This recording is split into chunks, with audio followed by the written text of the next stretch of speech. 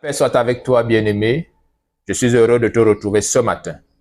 Alors, j'ai une bonne nouvelle pour toi, c'est que Dieu qui a fait le monde, il t'a aussi créé.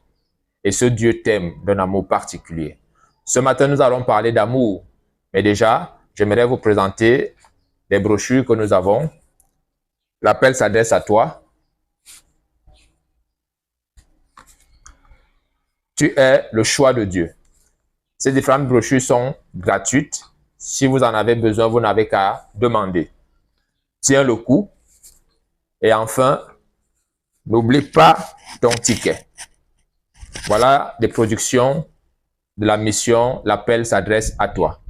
Et donc, ce jour, je voudrais te parler de l'amour.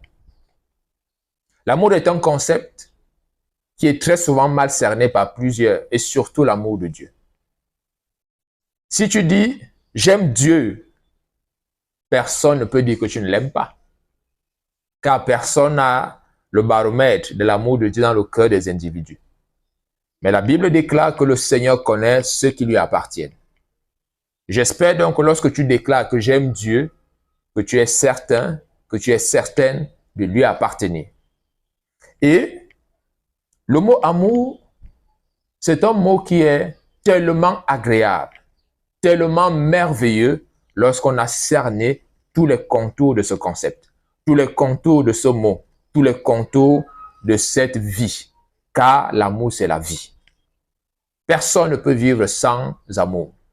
Mais lorsque le mot amour est mal compris, nous nous faisons face à une avalanche de déception. On déprime, on peut même parfois aller jusqu'au suicide, jusqu'à la haine, parce qu'on n'a pas compris ce que c'est que l'amour. Mais ce matin, j'ai une bonne nouvelle, c'est que Dieu t'aime toujours. Dieu t'aime toujours. Peu importe ce que tu es en train de vivre, peu importe ce que tu as traversé, et qui aimerait et qui voudrait te faire croire que vraiment Dieu te rejette, Dieu ne t'aime pas, je vais te dire que Dieu t'aime toujours. Jean chapitre 3, le verset 16, qui est l'un des versets les plus connus, sinon le plus connu. Car Dieu a tant aimé le monde qu'il a donné son Fils unique, afin que quiconque croit en lui ne périsse point, mais qu'il ait la vie éternelle. Dieu a tant aimé le monde qu'il a donné son Fils unique. L'amour de Dieu l'a donc poussé à faire un don. Toi, tu aimes Dieu. Qu'est-ce que tu offres à Dieu? Je sais que l'amour que tu as pour ta femme, l'amour que tu as pour tes enfants, l'amour que tu as pour ton mari, t'amène certainement à lui faire des dons. T'amène certainement à lui offrir des choses. T'amène certainement à lui consacrer du temps. T'amène certainement à l'amener à comprendre que rien n'est impossible à Dieu. Mais cependant, pendant que tu es là, est-ce que tu peux réaliser que ce Dieu qui t'aime, ce Dieu qui t'a appelé, a besoin aussi que tu l'aimes en retour? Parce que l'amour répond à l'amour. La Bible déclare que le cœur de l'homme répond au cœur de l'homme. Dieu, Jésus qui est le Fils de l'homme, t'a tant aimé, au point où il a sacrifié sa vie. La réponse à cet amour doit être, ou devrait être, l'amour vis-à-vis de Dieu. L'amour à l'égard de Dieu. L'amour pour les choses de Dieu. L'amour pour les combats de Dieu. Qui est sans ignorer ce qui s'est déroulé la semaine dernière lors de l'ouverture des Jeux Olympiques? Nous avons vu des chrétiens s'indigner. Et je suis persuadé qu'il y a des chrétiens pour qui cela n'était même pas un problème. Parce que pour eux, on aime Dieu et puis ça va. Or, je vais te dire une chose. L'indifférence ne fait pas partie de l'amour. Parce que lorsqu'on aime, on n'est pas indifférent. Lorsqu'on aime, on est attentionné. Lorsqu'on aime, on est regardant parfois sur des détails qui peuvent échapper aux commandes des mortels, qui peuvent échapper à tout le monde. Mais lorsque vous aimez Dieu, vous serez indigné de ce qui s'est fait lors des Jeux Olympiques. Même si nous reconnaissons que ce n'est qu'un tableau de Da Vinci qui a imaginé. Nous ne savons pas exactement ce qui s'est passé lors de la Sainte Seine avec Jésus et ses apôtres. Mais venir caricaturer une chose aussi vitale, un principe aussi essentiel pour le christianisme, en réalité, c'est montrer clairement qu'on n'aime pas Dieu. Et si vous êtes chrétien et que pour vous cela n'est pas un problème, allez bien voir si vous aimez encore Dieu. Si l'amour de Dieu ne t'arrive pas, l'homme a la faculté d'aimer plusieurs choses et parfois plusieurs personnes. L'homme a la faculté parfois d'aimer aujourd'hui et de ne plus aimer demain. Mais je viens aujourd'hui pour te dire que Dieu t'aime toujours. Et l'amour que Dieu a pour toi, je voudrais qu'en retour, tu puisses aussi l'aimer. Quand nous lisons dans la Genèse, Genèse chapitre 1, que nous allons lire, je voudrais vous montrer ce que j'entends par une grande preuve d'amour. Genèse chapitre 1, le verset 26, il est écrit. Puis Dieu dit, faisons l'homme à notre image, selon notre ressemblance, et qu'il domine sur les poissons de la mer et sur les oiseaux, ainsi de suite. C'est un verset que vous connaissez. Lorsque Dieu t'a créé, à l'origine, Dieu était avec son Fils Jésus. Dieu était avec le Saint-Esprit lorsqu'il t'a créé. Mais cependant, lorsqu'il a fallu que tu sois sauvé, Dieu n'a pas dit à Satan, ben, écoute, je vais t'envoyer de l'or, suffisamment d'or pour que tu laisses mes enfants. Je vais t'envoyer suffisamment d'argent. Si tu veux l'uranium, je te donne, pourvu que tu laisses mes enfants. Non. Mais Dieu s'est séparé de lui-même. Alléluia. Dieu s'est séparé de lui-même pour te montrer qu'il t'aime. En vérité, lorsque tu aimes, tu dois te séparer de toi-même. Tu dois sortir de tes habitudes, de tes attitudes pour entrer en communion avec quelqu'un que tu aimes, quelqu'un qui t'est cher, quelqu'un que tu élèves au-dessus de toi-même. Dieu s'est séparé de lui-même afin de venir te chercher, afin de venir te racheter. Est-ce qu'aujourd'hui, l'amour de Dieu pour toi, c'est juste un slogan? Je me souviens lorsque j'étais tout petit. Nous allions très souvent au culte le dimanche. Nous étions des religieux. Et quand on nous demandait, mais qu'est-ce qu'on a dit aujourd'hui au culte? Aimons-nous les uns les autres. Et on le répétait, peu importe ce qu'on a prêché à l'église, on s'en foutait, on répétait juste, aimons-nous les uns les autres. Nous ne cherchons pas à comprendre qu'est-ce que cela veut dire, qu'est-ce que cela peut avoir comme implication dans nos vies. Dieu dit, faisons l'homme à notre image, selon notre ressemblance, et qu'il domine. Et maintenant, cet homme qui a été déchu à cause de la désobéissance d'Adam et d'Ève, dont aujourd'hui toute l'humanité subit encore les conséquences, y compris toi, je t'apporte une bonne nouvelle, Dieu t'aime toujours. Ton amour aujourd'hui s'est refroidi à cause de l'apostasie, à cause de la séduction qu'il y a dans le monde. Ton amour s'est refroidi. Mais je voudrais que cet amour se réveille, qu'il se réchauffe et que plus jamais il ne s'éteigne au nom de Jésus. Prends conscience de la grâce que Dieu t'a faite.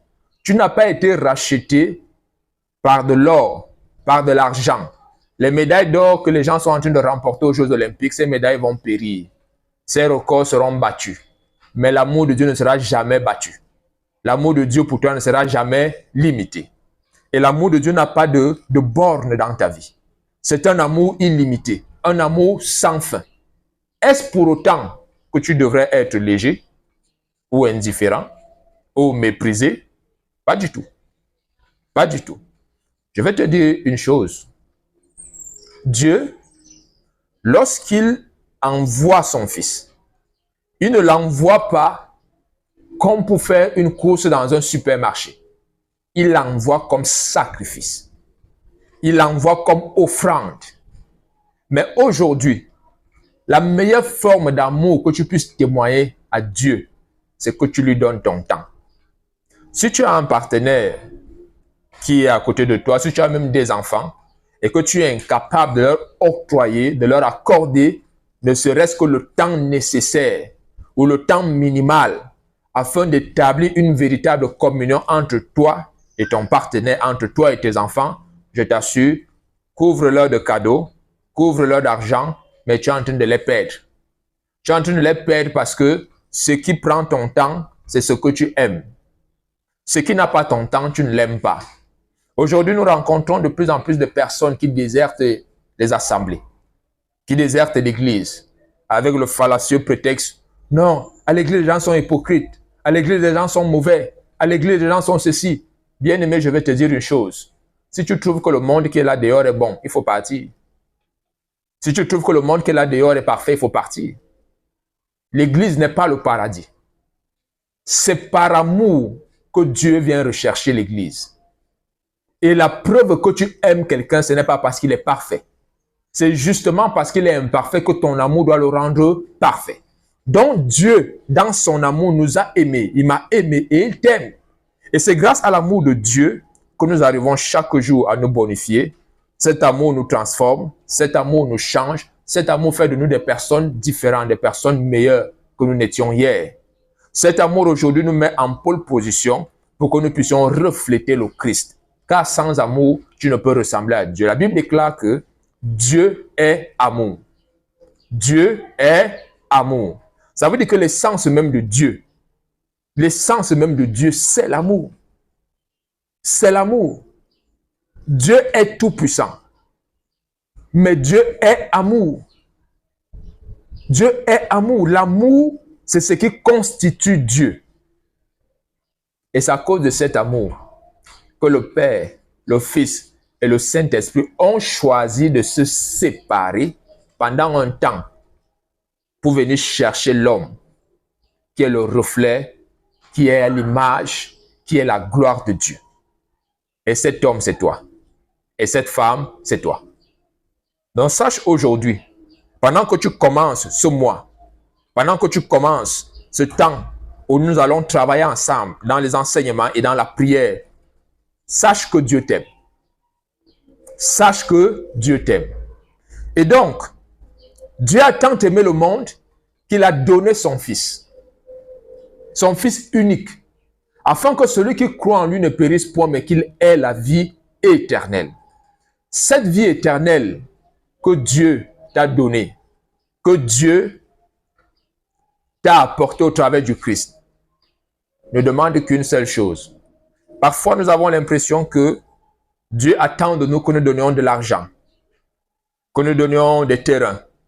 Je t'assure, c'est très bien. Il ne faut pas négliger cela. Mais cependant, la première preuve que tu aimes Dieu, c'est le temps que tu lui accordes. La première preuve que tu aimes Dieu, c'est le temps que tu lui accordes. Nous lisons dans Luc. Luc chapitre 10, du verset 38 au verset 42. C'est une histoire que tu connais certainement. Si tu ne la connais pas, je vais la lire pour toi. Comme Jésus était en chemin avec ses disciples, il entra dans un village et une femme nommée Marthe le reçut dans sa maison. Elle avait une sœur nommée Marie qui, s'étant assise aux pieds du Seigneur, écoutait sa parole. Écoutait sa parole. Il y a des personnes, toi qui es en train de m'écouter, tu as certainement reçu Jésus. Et si tu ne l'as pas encore fait, je vais t'inviter à recevoir Jésus. Reçois Jésus dans ton cœur afin que tu ne sois pas dépendant de l'amour de ce monde, mais que ta vie dépende de l'amour de Dieu. Marthe a reçu Jésus.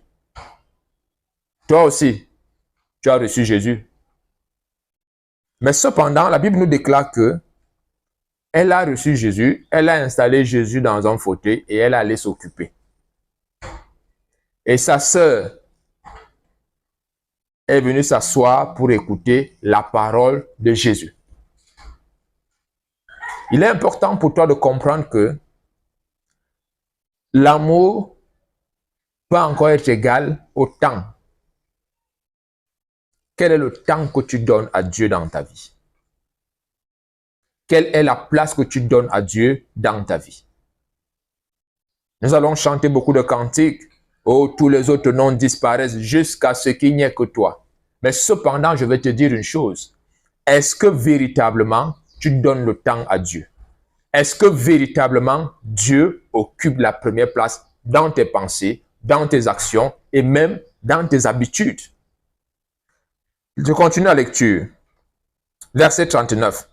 Elle avait une sœur nommée Marie qui, s'étant assise aux pieds du Seigneur, écoutait sa parole.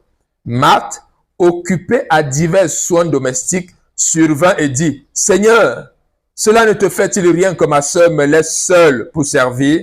Dis-lui donc de m'aider. » Le Seigneur lui répondit, « Marthe, Marthe, tu t'inquiètes et tu t'agites pour beaucoup de choses. Une seule chose est nécessaire. Marie a choisi la bonne part, qui ne lui sera point ôtée. » Vous savez, lorsque vous rencontrez l'amour de Dieu, rien ni personne ne peut vous l'enlever. Lorsque l'amour de Dieu pénètre votre cœur, rien ni personne ne peut vous l'arracher.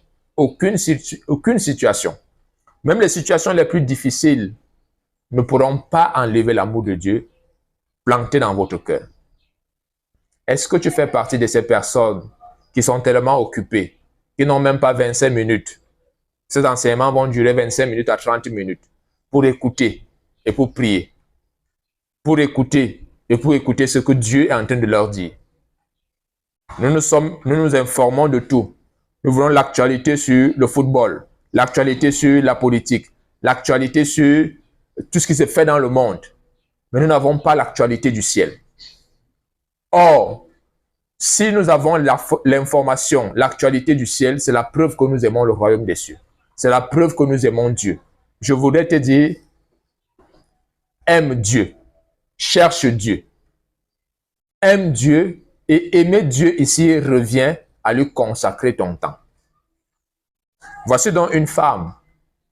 Je suis persuadé que Marie avait aussi des occupations. Elle avait aussi des situations que tu peux traverser. Mais elle a choisi de mettre ça au pied de Christ et d'écouter la parole. Elle a choisi de se décharger sur Jésus-Christ et d'écouter la parole. Je vais t'inviter ce matin, bien-aimé, à reconsidérer l'amour que tu as pour Dieu. Je vais t'inviter aujourd'hui à reconsidérer l'amour que tu as pour Dieu.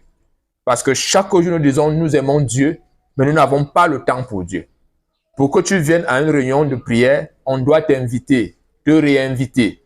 Pour que tu écoutes un enseignement, pour que tu le partages, on doit insister, réinsister. Oh, je peux te dire une chose. Pour que tu ailles regarder n'importe quoi, pour que tu ailles faire tes choses, personne ne te met la pression. Lorsqu'on aime, on ne met pas la pression. Lorsqu'on aime, on est intentionnellement bon et bienveillant. Intentionnellement bon et bienveillant. On n'attend pas qu'on nous suggère des actions, mais on pose des actions, on prend des initiatives par amour. Par amour. Marie pouvait peut-être avoir des occupations. Elle en avait certainement. Mais elle a choisi d'abord d'écouter la parole de Dieu.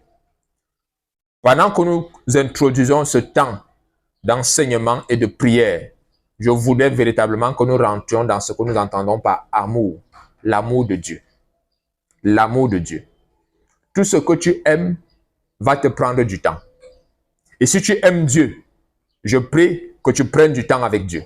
Si tu aimes Dieu, accorde à Dieu le temps nécessaire.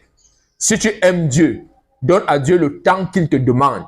Si tu aimes Dieu, sacrifie-lui ton temps. Sacrifie-lui ton temps. Nous avons du temps pour faire les pédicures, les manicures. Nous avons du temps pour regarder des matchs de football. Mais nous n'avons pas du temps pour passer 30 minutes, voire 1 heure avec Dieu par jour. Et ce que je vais t'inviter à faire, c'est de passer 1 heure de temps avec Dieu par jour. 1 heure de temps avec Dieu par jour. Voilà ce que je vais t'inviter à faire. Nous allons continuer. Je vais lire un autre passage dans la Bible. Déjà, avant de continuer, je voudrais que tu saches ceci. Marthe a invité Dieu. Marthe a invité Dieu dans sa maison. Lorsque Jésus est arrivé chez elle, elle l'a accueilli avec joie. Elle l'a accueilli étant heureuse. Elle l'a très confortablement installé. Mais elle n'a pas compris en fait. Jésus ne vient pas dans ta vie pour s'asseoir. Jésus vient dans ta vie pour que toi tu t'asseyes. Jésus vient dans ta vie pour que tu t'asseyes. Un homme qui n'est pas marié ne s'assoit pas. Une femme qui n'est pas mariée ne s'assoit pas. Mais dès que le mariage arrive, tu t'assois. C'est la raison pour laquelle là où il y a l'amour, on s'assoit et on partage une intimité. Là où il y a l'amour, on s'assoit et on partage du temps. Partage le temps avec Dieu. Prends du temps avec ton Dieu. Ne passe plus un jour sans écouter ses enseignements. Ne passe plus un jour sans lire la parole de Dieu, sans méditer les Écritures. Nous allons aborder des thèmes. Aujourd'hui, je ne parle que d'amour. Demain, nous parlerons d'autres choses. Mais je vais te dire une chose, bien-aimé. Je voudrais que tu reconsidères ta relation avec Dieu. Aimes-tu réellement Jésus? Et si tu t'étais refroidi dans ton amour, je vais t'inviter véritablement à revenir. À revenir et à lui dire, Père, je te remercie parce que tu m'as encore donné l'opportunité de comprendre un autre synonyme de l'amour, qui est le temps que je dois te donner. Qui est le temps que je dois te donner. Il y a des personnes, s'ils ne vont pas aux obsèques, ils ne vont jamais écouter la parole de Dieu. Mais je vais te dire, toi, qui m'écoutes, la bonne nouvelle, c'est que Dieu t'aime encore. Dieu ne t'a pas oublié. Dieu ne t'a pas oublié. Dieu t'aime encore. Il peut aussi arriver que l'amour soit englouti dans toute forme de déception et de soucis que le siècle présent peut avoir engendré dans ta vie. Toi qui es dans cette situation, bien-aimé, si tu traverses les eaux, ne pense pas que Dieu t'a oublié. Si tu passes par le feu, ne pense pas qu'il ne t'aime pas ou qu'il ne t'aime plus. Dieu t'aime encore. Aujourd'hui, je voudrais t'inviter, n'est-ce pas, à lui consacrer un peu plus de temps. Je voudrais t'inviter à lui consacrer un peu plus de temps. Alors, je vais, pour chuter, pour aujourd'hui, je vais lire un dernier verset. Je voudrais que tu l'écoutes attentivement. Je voudrais que tu écoutes attentivement ce verset. Alors, je voudrais lire un dernier verset, bien aimé, pour que tu comprennes une chose. Dans 1 Jean, chapitre 2, le verset 8, il est écrit, « Toutefois, c'est un commandement nouveau que je vous écris, ce qui est vrai en lui et en vous, car les ténèbres se dissipent et la lumière véritable paraît déjà. » La lumière véritable paraît déjà dans ta foi, toi qui t'étais refroidi. La lumière véritable paraît déjà dans le temps que tu consacres à Dieu, car je sais qu'au terme de cet enseignement, certainement, tu prendras plus de temps avec Dieu. Toi qui t'étais relâché dans ton effort, toi qui ne consacrais plus une attention assez particulière et spéciale à Dieu, dès ce jour, Dieu renouvelle tes forces et toi-même tu renouvelles ton engagement vis-à-vis de Dieu. La Bible dit que les ténèbres se dissipent et la véritable lumière paraît. Mon vœu et mon désir, c'est que ces moments de prière et d'enseignement te permettent véritablement à nouveau de renouer avec Dieu, de renouer avec ta vie de prière, de renouer avec ta communion avec le Saint-Esprit. Et que la méditation de la parole de Dieu ne soit plus pour toi comme un jeu, mais que cela véritablement soit ancré dans tes habitudes, dans tes attitudes. Je vous ai dit, lorsque Jésus entre dans votre vie, avant de vous élever, vous devez d'abord vous asseoir. Si vous ne vous asseyez pas pour écouter sa parole, si vous ne vous asseyez pas pour recevoir l'instruction, vous ne serez jamais élevé. Et plusieurs enfants de Dieu, aujourd'hui, veulent venir à Christ, viennent à Christ et veulent directement s'élever. Ne soyez pas comme Marthe. Lorsque Jésus vient chez vous, ou lorsque vous venez à Christ, asseyez-vous d'abord. C'est là que tout commence. Et donc, l'objectif de ce que nous commençons aujourd'hui, c'est que vous appreniez d'abord à vous asseoir pour recevoir l'instruction, pour recevoir l'orientation, afin que vous ne soyez pas emporté par tout vent de doctrine, afin que vous ne soyez pas dirigé par tout vent de doctrine. Je termine par cette phrase. La vie spirituelle n'est pas une vie virtuelle. Quelles que soient les révélations, les paroles, les pasteurs qui vont vous édifier, vous devez trouver une place dans une assemblée où vous allez communier avec des frères. Cela est très important. Je lève ma voix pour prier. Seigneur, je prie et je déclare que quiconque a écouté ce message et qui s'était refroidi dans son amour et qui avait connu des moments d'ombre dans sa communion avec toi, je prie que dès ce jour, la véritable lumière paraisse dans sa vie au nom de Jésus-Christ. Que tout cela dont la foi était en train de sombrer, dont la foi était en berne, je prie ce jour que tu redeviennes leur étendard, leur bannière au nom puissant de Jésus-Christ. Je prie pour toi qui es là ce jour. Je déclare que ta foi ne connaît plus une incrédulité égale au nom de Jésus-Christ. L'incrédulité baisse et diminue considérablement dans ta vie. Jésus reprend sa place dans ta vie. J'ai prié au nom de Jésus-Christ. Amen. Amen. Sois béni, bien-aimé, sois encouragé. Je t'invite à t'abonner, je t'invite à partager, je t'invite davantage à nous aider à diffuser ce message. Que le Seigneur te bénisse. Nous avons prié au nom de Jésus-Christ. Amen.